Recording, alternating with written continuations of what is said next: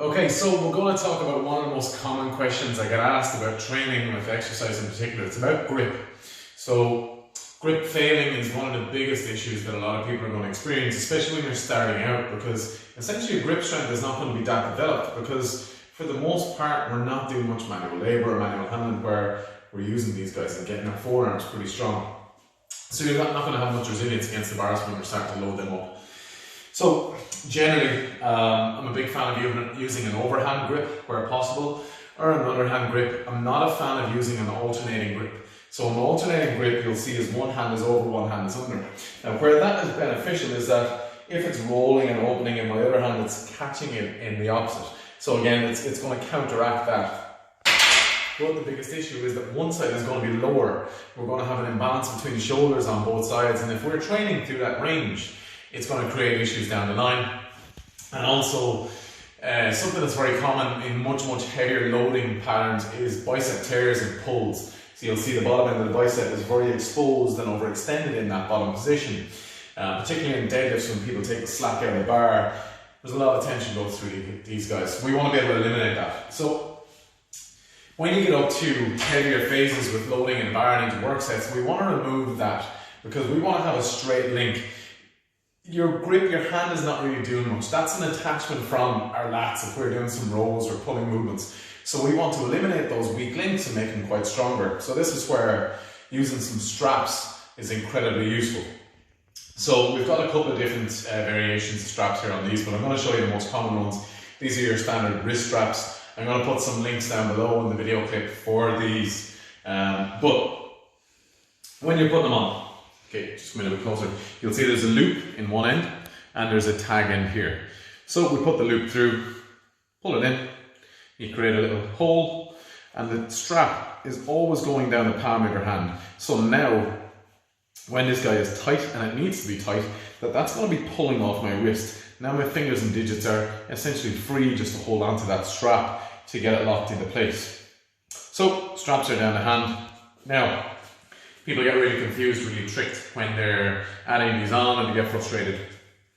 We want to go under the bar and wrap the strap back towards you all the time. So that looked really easy, really simple for me to do because I'm so used to it. But if you look on this side again, I'm going to go slow motion. Overhand grip on the bar, strap is underneath. Fingers pull, grip with your thumb and wrap, And you don't need to wrap all the way in, we just need maybe 2 wraps as an example here on this, okay? And then we can tighten it in. When you get to that position, if it's still a little bit loose, if there's still a bit slack in the bar, rev it like a motorbike. I'm revving, gripping again, revving it, and gripping. Same on the opposite side. Now this is free. My grip is going to be rock solid on this. All you have to do, if I spin around and you can see the back of my hand, is grip with my thumb and my fingers as tight as I possibly can around that tag end in the bar. Now that's not going anywhere. The weight's going to be based off the base of my wrist. Everything is going to be far more balanced as I'm more symmetrical across the top of the double overhand, and we're going to be much more locked into the bar. It's going to allow essentially what is a straight line from my lat all the way through as I pull or I row or I do my deadlifts, that we're much more solid and connected. So then you've got some other variations of those straps, ones that might be a little bit easier, because when we use these guys, you'll see that they'll burn into the wrist quite a bit. So that's gonna catch on my wrist and it can create a bit of friction and you'll see some red marks on your wrist. So if you're going into the office or whatever and you don't really want to have those red marks on your wrist, you can get some more gentle variations that have a lot more padding on them. These are from a brand, they're called Chic. I've had these for years. I've done an awful lot of lifting through with these. These double as both a wrist strap and a wrist wrap. So now that's based, I don't have a loop on this one. It's a Velcro attachment. That's quite strong. There's a small dowel through the back. And again, I've got the same grip.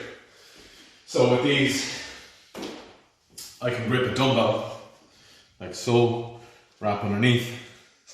And same motorbike rev and grip, and now that's not going anywhere. I know it's only 8 kilos, but again, any pulling movements, these are going to be very useful for. And if that's a little bit too cumbersome, a little bit too slow, we've got some Cobra grips. These are another variation. I really like these guys. So again, you're always wrapping the grip to be on the underside of your palm. These are going to stay nice and tight through the wrist.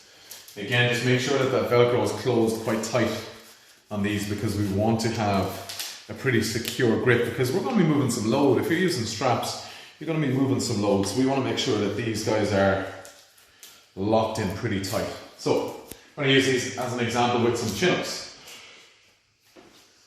Move back. Again, make sure that they're nice and tight, that I'm locked in. So with these, you'll see quite a different pad, and there's a bit of a recurrent trend, I think, with pink in my grip selection. But you'll see from here, that pad goes over the bar, and I loop back in, and now all I have to do is grip. So you don't have to worry about loops, you don't have to worry about straps.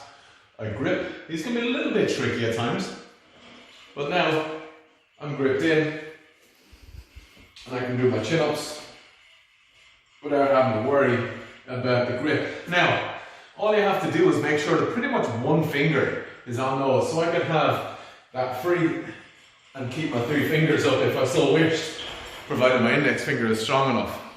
But again, if we're gripping a bar, if we're gripping a dumbbell with these, all we have to do, slide it under, and that's locked in. You'll see that catches on itself again. You gotta make sure that this catches against your palm, and it's gonna create some friction and tension there, and we're gonna be able to lift much easier. Now grip is not an issue. Now your forearms busting out is not an issue. I do recommend, however, on your warm-up sets, that you get used to using your grip, that you build up a little bit of strength. But when we're getting to our working sets, when we're getting to our heavy loading, that we're not worrying about our grip fatigue and that we have to stop and reset or lose our train of thought, because we want to be focused on the work that we're doing with the set at hand. So we want to make sure that we're getting as much effective work as possible.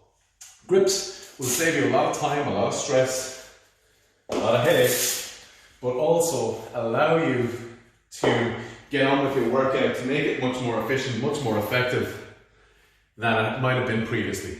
Much less stress, much less issues, much more load on the bar, much more connection. So for any pulling movement, straps gonna be your friend.